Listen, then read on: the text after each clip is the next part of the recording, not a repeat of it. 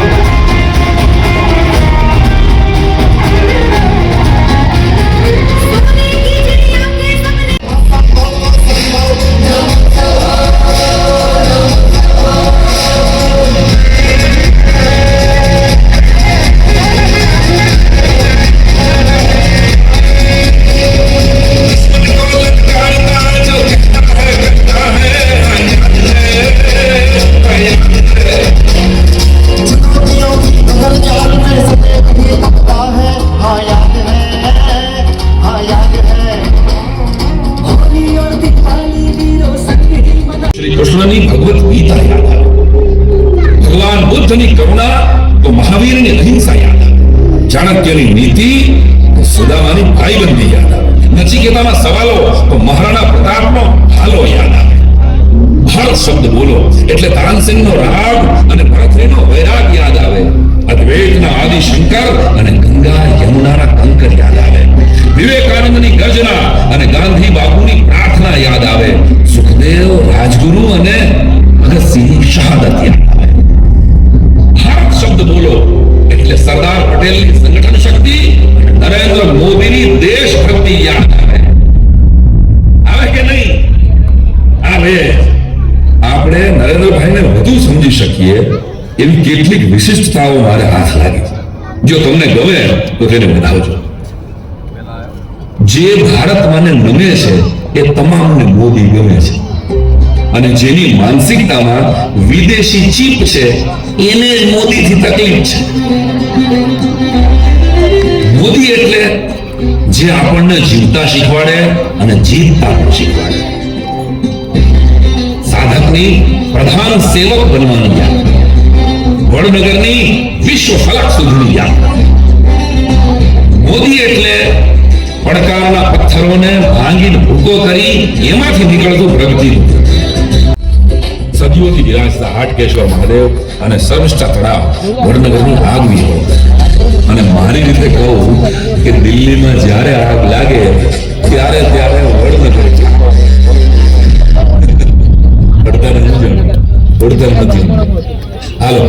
હાલો તમને લઈ જાઓ 16મી સદી. અકબરના હાથાગ્રહથી તાનસેને દીપક રાગ અને તેના રોમે રોમમાં દાહ, જે દાહ ઠારવા માટે શ્રેષ્ઠ ગાયકોની શોધ આખા હિન્દુસ્તાનમાં કરવામાં આવી. નરસિંહ મહેતાની દીકરી કુંવરબાઈને વડનગર પરણાવ્યા હતા. નરસૈયાની બે દોહિત્રી તાના અને રીરીએ પોતાના સ્વરોથી તાનસેનના દીપક રાગનો દાહ બુજાવ્યો. આવી લોકવાયકા છે. અને 2014માં દિલ્હી અને દેશનો દાહ ઠારવા ફરી એકવાર વડનગરનો વીર દેશની વારે આવ્યો. હવે સમજાણું? શરીરની હોય કે સત્તાની, દિલ્હીની દાહને વડનગર જ શાતા આપે છે.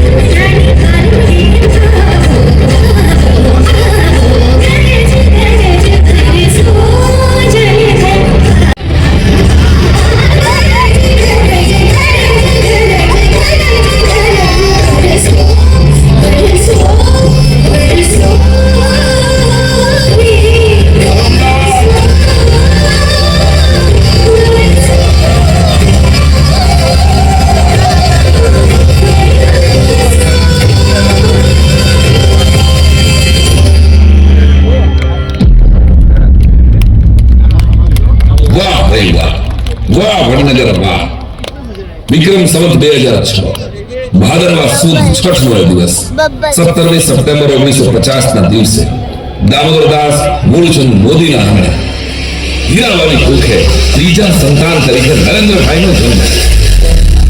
વડનગરની હવામાં બલિદાન, સેવા, સમર્પણ અને શાસનના સંસ્કાર હતા, જે સહેજે નરેન્દ્રભાઈએ પોતાના શ્વાસોમાં બાળપણમાં માર્યા. તેમના બાળપણની વાત તો પછી વિરુદ્ધ કરવી છે, પણ અહીંયા બેઠેલા મારા વડીલોને ખબર છે કે આઝાદી પછીના કેટલાક નેતાઓ આકસ્મિક રીતે ચામડીથી હિન્દુ હતા, એક્સિડેન્ટલ ઇન્ડિયન હતા.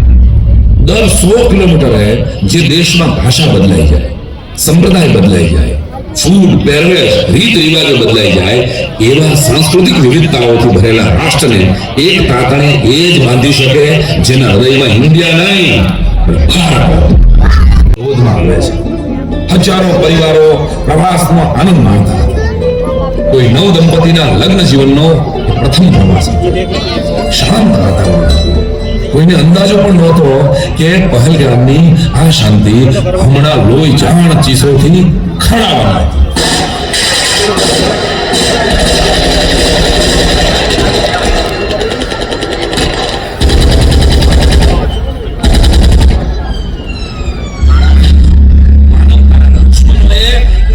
એક આતંક મચાવ્યો ધરમ પૂછીને નરાધમોએ અંધાધૂંધ ગોળીઓ વરસાવી કોઈ બાળક માના ટોળામાં કોઈ પિતાને સંતાનો સામે ગોળી કોઈ નવોઢાની શેઠીનું સિંદૂર ફસાયું 26 નિર્દોષ લોકોએ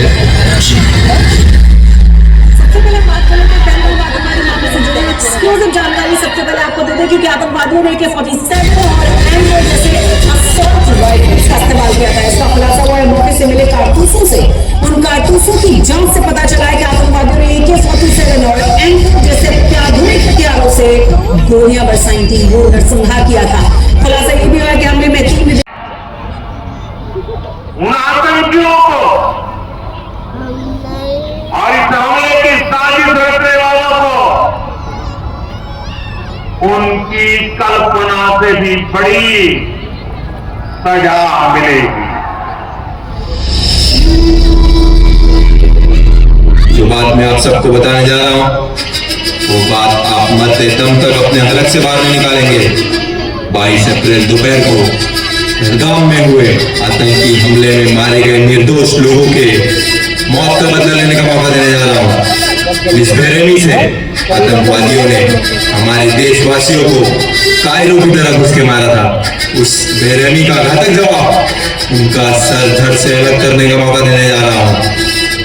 इस मिशन का नाम होगा ऑपरेशन सिंदूर। क्या आप सब इस मिशन के लिए तैयार हैं?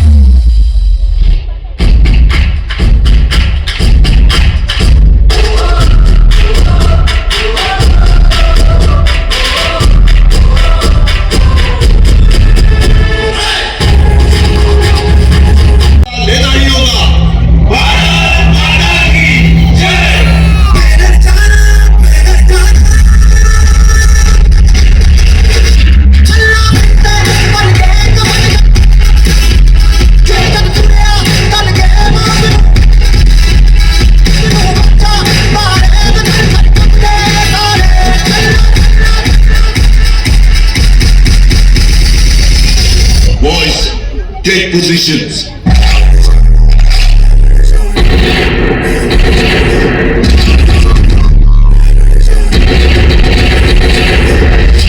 जो हमारी धरती माँ की तरफ आंख उठा के देखेगा, हम उसकी आंखों में आंखें डाल के सीने में गोली मारेंगे।